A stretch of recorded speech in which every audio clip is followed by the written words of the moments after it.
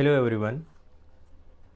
तो अभी का जो हमारा लेक्चर होगा, अभी का हमारा जो वीडियो यह जो बना रहे हैं, इसका मेन फोकस है कि हम ऑल अबाउट पीडिया नर्सिंग के बारे में हम एक ऐसा लेक्चर का एक सीरीज़ तैयार करें जिसमें कि हम पीडिया, ठीक है, मतलब जितना भी चाइल्ड हेल्थ प्रॉब्लम है, ठीक है, जितने भी चाइल्ड हेल्थ प्रॉब्लम है उन सभी का जितना भी डिसऑर्डर होता है उसके बारे में हम एक कॉमन लैंग्वेज में, एक आम लैंग्वेज में हम उसको प्रेजेंट करें। ठीक है, कि चाइल्ड हेल्थ प्रॉब्लम में बच्चों को किस तरह का हेल्थ प्रॉब्लम आता है, ठीक है, और उसका फिर किस तरह का सॉल्यूशन होगा। ठीक है, तो आपको हम ये जो लेक्चर का जो सीरीज होगा ये बेसिकली होगा, ये सारे लोग के लिए होगा। जैसे कि हमारा एक ये स्टडी फॉर लाइफ सेविंग एक एजुकेशन चैनल है, ठीक है, जो नर्सिंग डिपार्टमेंट को मेन कवर करता है। ठीक है, तो ऑल अबाउट पीडियाट्रिक नर्सिंग में हम किस चीज़ के बारे में फोकस करेंगे? हम फोकस करेंगे एजुकेशन का, पॉवर्टी का, ठीक है। चाइल्ड हेल्थ में हम बेसिक क्या चीज़ को ध्यान में रखेंगे कि लो बर्थ वेट हो गया, माल न्यूट्रिशन हो गया, इन्फेक्शन हो गया, एक्सीडेंट हो गया और बिहेवियर डिसऑर्डर हो जाता है। ठीक है, तो पहला चीज़ हम स्टार्ट करते हैं एजुकेशन का। ठीक है, तो देखो एजुकेशन बहुत बड़ा रोल निभाता है किसी भी हेल्थ सेक्टर के लिए, किसी भी इंडिविजुअल के लिए। ठीक है, एजुकेशन क्यों ज़रूरी होता है?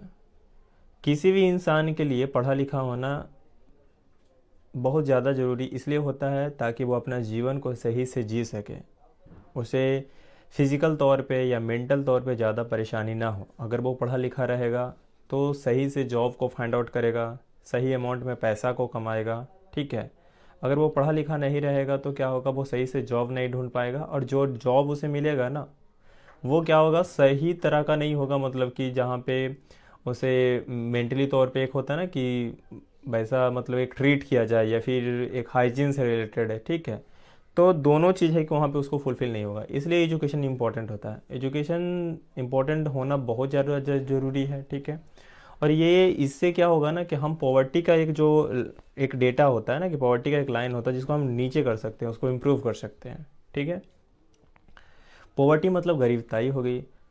अब ये डिपेंड करता है कि देखो, एजुकेशन अगर पढ़ा लिखा इंसान रहेगा तो बहुत हद तक क्या करेगा, पॉवर्टी को कंट्रोल करेगा। ठीक है, तो यही ज़रूरी है कि हम पीडिया के अंदर हम क्या करें कि पीडिया में हम इस बात का हमेशा ध्यान रखेंगे कि जो भी पर्सन है, कोई भी इंडिविजुअल है, वो फैमिली प्लानिंग के रिगार्डिंग इस चीज़ को ध्यान में रखे। उन्हें ये समझना ज़रूरी है कि उनका जो कैपेसिटी है बच्चों का पालन पोषण के लिए, बच्चों का केयर देने के लिए, बच्चों को पढ़ाने के लिए, ठीक है, उसके लिए उनका कैपेसिटी हमारे गवर्नमेंट के अनुसार 2 बच्चे का ही बना गया है, स्लोगन भी बनाया गया था। ठीक है, तो उसके अनुसार उन सारे इंडिविजुअल को ये फोकस करना होगा, उन्हें ध्यान में रखना होगा कि 2 बच्चा ही काफ़ी है, सफिशियंट है। ठीक है, एक चीज़ तो ये हो गया।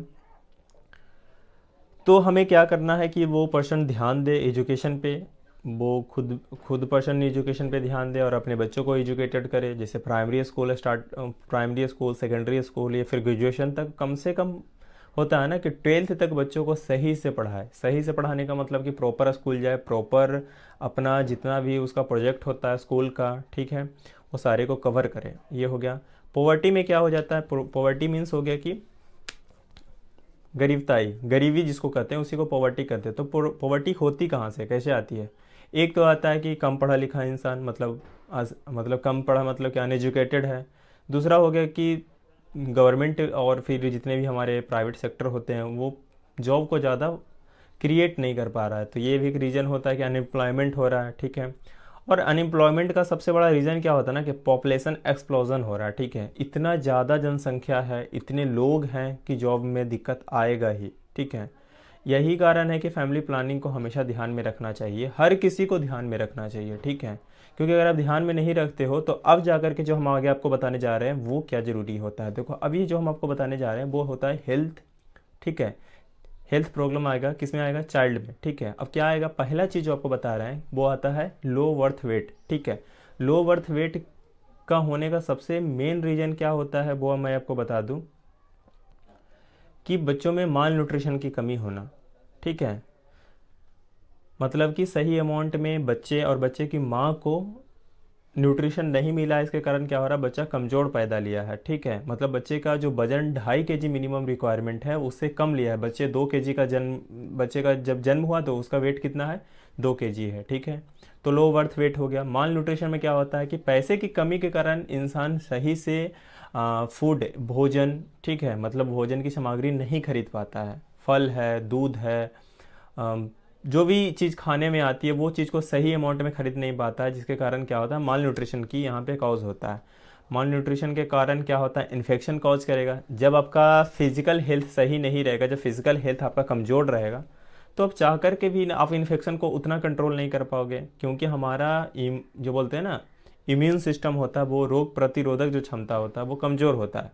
अगर हम फिजिकली मजबूत नहीं रहेंगे तो ये दिक्कत करेगा, ठीक है। फिर हमारा क्या आता है, चाइल्ड हेल्थ प्रोग्राम के अनुसार आपको क्या होगा कि आपको बच्चों को रियरिंग प्रैक्टिस करवाना है, मतलब कि सही क्या है गलत क्या है इसके बारे में आपको शिक्षा देना है। जब बच्चा स्कूल स्टार्ट करता है, प्री स्कूल जो स्टार्ट करता है ना, उस टाइम से ही आपको एजुकेट करना है, उसको सिखाना है कि सही क्या है गलत क्या है, ठीक है। एक्सीडेंट में क्या क्या कॉज होता है, जैसे बच्चा घर में सीढ़ी से मतलब सीढ़ी से गिर जाना या फिर हाथ जला लेना, तो ये सब एक्सीडेंट का कॉज हो जाता है। तो ये सब चीज़ को आपको ध्यान में रखना होगा।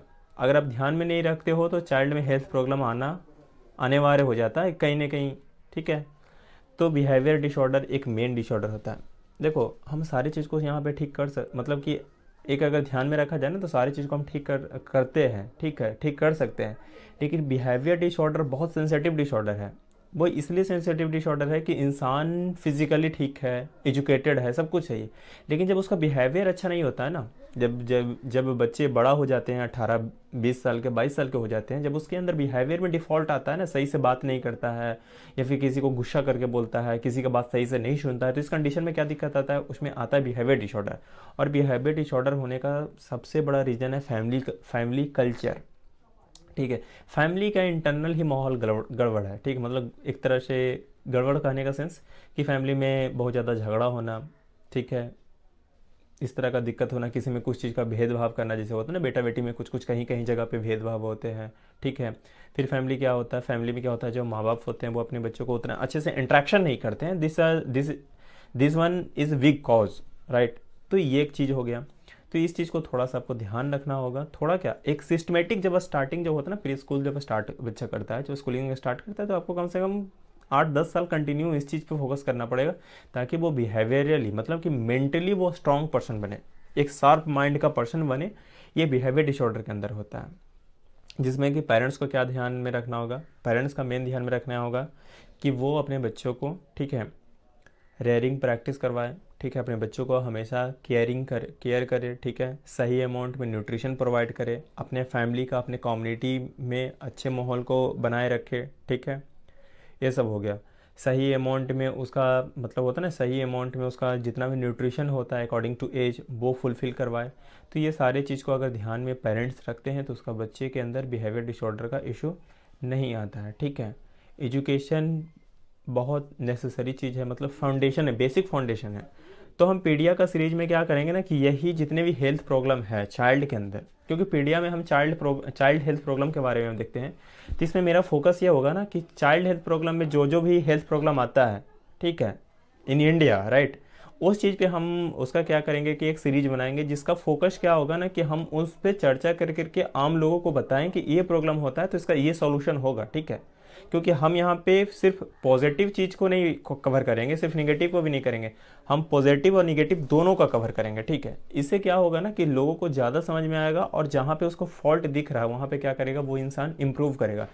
ये वीडियो हर इंडिविजुअल के लिए है, और ये ज़्यादा ज़रूरी होता है कि इस चीज़ को हम समझें, क्योंकि हम ऐसे करेंगे तभी तो हम जनरेशन टू जनरेशन चीज़ों को इम्प्रूव कर पाएंगे। जैसे एजुकेशन लिटरेसी, पॉवर्टी लाइन को हम इम्प्रूव कर सकते हैं, माल न्यूट्रिशन को इम्प्रूव कर सकते हैं, और भी एक जो डिजीज़ पैटर्न होते हैं, और भी डिजीज़ का बहुत अलग अलग मतलब होता है ना, अलग अलग रेंज है, वो सब सारी बीमारी से हम बच सकते हैं। तो एजुकेशन ही वो माध्यम है जिससे कि हम अपने जीवन को बेहतर तरीक़ा से जी सकते हैं।